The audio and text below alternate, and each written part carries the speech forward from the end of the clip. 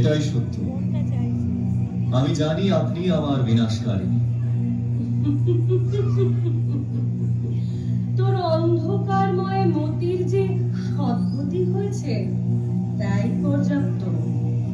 তবে ফিরে যা পাতালে, স্বর্গ দেবতাদের ফিরিয়ে। না, আমি ভীরু নই মা। আমি চাই ভবিষ্যৎ আমায় চিনুক এক বীর যোদ্ধা রূপে। এই আমার অভিলাষ।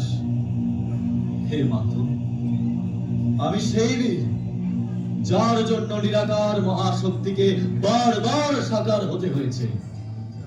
তাই সৃষ্টির ইতিহাস যেন আমায় সেই সম্মান দেয়।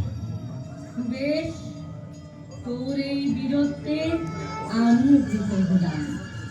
তাই তোকে বর দিচ্ছি, জগৎ তোকে আমার মূর্তির সাথে পুজো করবে।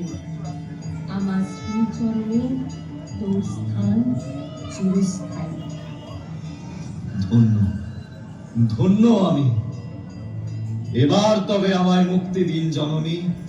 বেশ, আয় আয় তবে।